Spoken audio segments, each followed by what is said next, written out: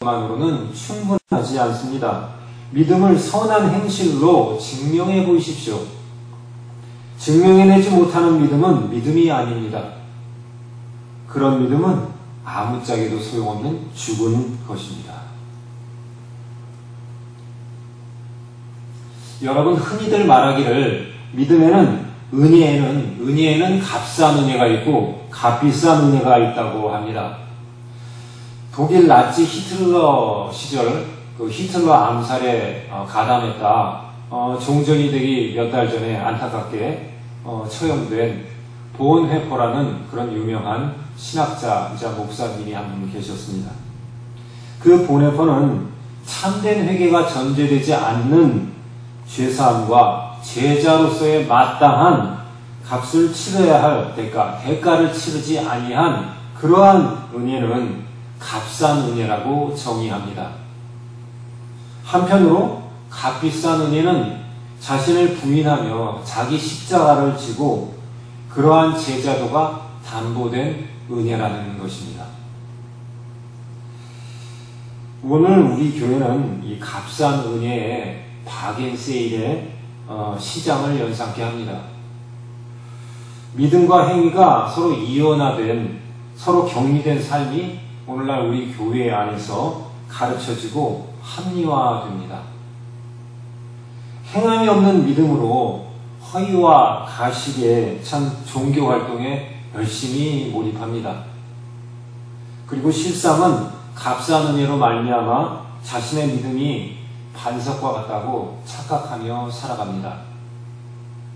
행함은 없을지라도 믿음이 있어서 일단 구원을 확보해 놓았다는 극단적인 확신은 여차하면 그대로 그냥 행함에 따른 상급 없이 믿음만으로 밀어붙여 천국에 이르는, 상급이 없어 약간 섭섭하기는 하지만 그런대로 나름대로 선방한 차선의 선택을 당연시하게 됩니다.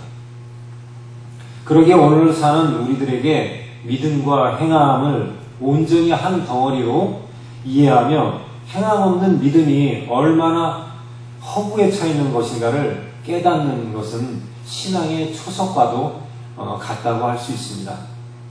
이제 구체적으로 믿음과 행함의 관계를 본문 말씀을 통해서 살펴보겠습니다. 첫째, 믿음과 행함은 함께 합니다. 먼저 믿음과 행함은 늘 함께 한다고 지금 말씀드렸는데, 왜냐하면 그리할 때 구원이 성취되기 때문입니다. 이 본문 말씀은 오늘 증거합니다. 믿음이 있노라 하고 행함이 없으면 무슨 유익이 있으리요? 여기서 유익은 여러분 구체적으로 얘기하면 무슨 이야기겠습니까? 구원입니다. 구원. 우리에게 그 유익 빼고 이 땅에 뭐가 더 귀한 게 있겠습니까? 바로 구원을 얘기합니다. 여러분, 우리는 늘 이분법적인 논리에 많이 젖어서 살아갑니다. 늘 사물을 볼 때 무의식적으로 그리 보는 것 같습니다. 특히 많이 배울수록 더 그런 것 같아요. 그러나 실상은 나뉘어진 것 같으나 하나로 융합된 사건들이 많습니다. 바로 믿음과 행함도 그러한 내용입니다. 여러분, 우리가 어떻게 구원받습니까? 아주 기초적인 질문이죠. 대답은 역시 명료합니다. 우리가 구원을 받은 것은, 죄인된 우리가 구원을 받는 것은 바로 오직 예수 그리스도께서 우리의 죄를 사해 주시기 위해 우리의 죄를 지고 십자가에서 고난받으시고 그리하여 우리가 그 값으로 죄 사함을 받게 되어 예수님이 바로 나의 구세주라고 내가 예수를 믿고 그분을 고백할 때 그 믿음으로 말미암아 우리는 구원을 받는 것입니다. 이건 불변의 진리입니다.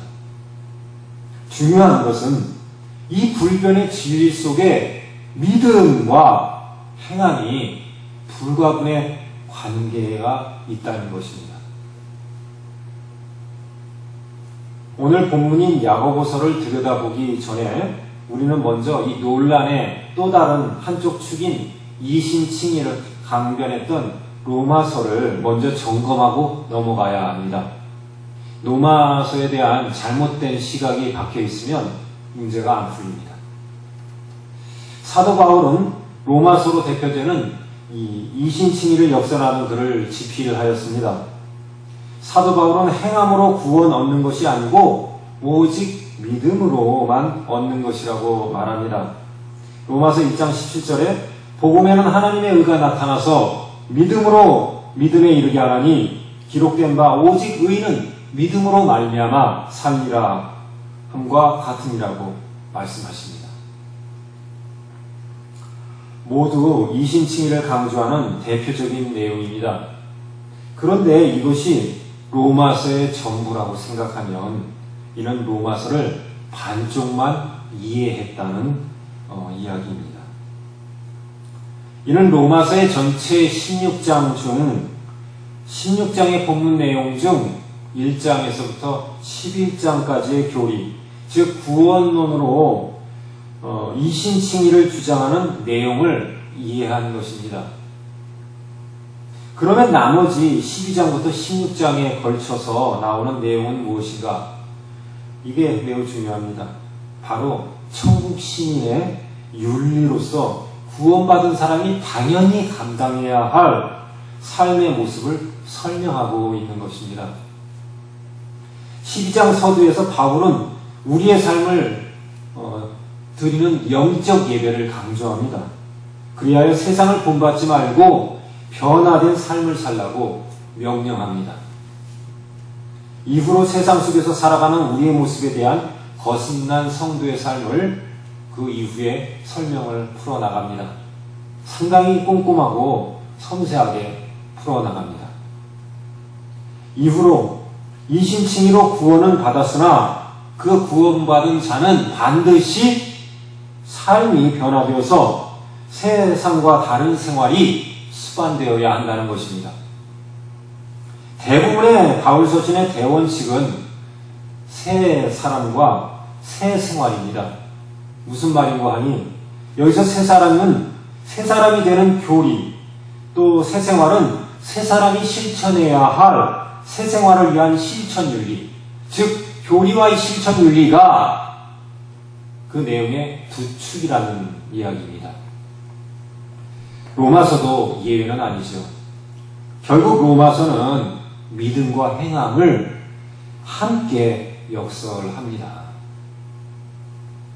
자, 우리 이해해서 로마서에 대한 오해를 풀고 먼저 오해를 풀고 야고보서를 보아야 하는 것이죠.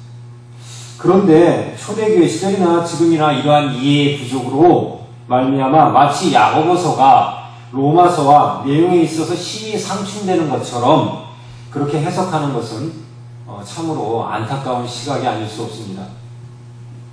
야고보는 바울의 이러한 내용 중 일부만이 지나치게 남용되는 것에 대한 바로잡음이라고 할 수 있습니다. 야고보는 지금 이 믿음에만 집착하고 있는 극단적으로 믿음에 치우친 이들을 마주 대하고 있는 것입니다. 그 당시 야고보가 이 서신을 썼던 상황 가운데에는 바울의 이신칭의를 잘못 이해해서 믿음만 가지면, 즉 간단하게 입으로 구원하고 고백하는 그 쉬운 믿음의 행위를 거치고 나면 다른 건 아무것도 필요 없다고 생각하는 사람들이 주변에 많이 있었다는 거죠. 예수 그리스도의 십자가가 우리의 죄를 용서했으므로 또 부활이 우리를 생명으로 인도했으므로 우리가 할 일은 아무것도 없다는 주장입니다. 이런 사실 극단적인 행위들은, 이 행위를 배척하는 이러한 모습들은 복음적인 것 같아 보이는데 잘 살펴보면 전혀 그렇지 않습니다.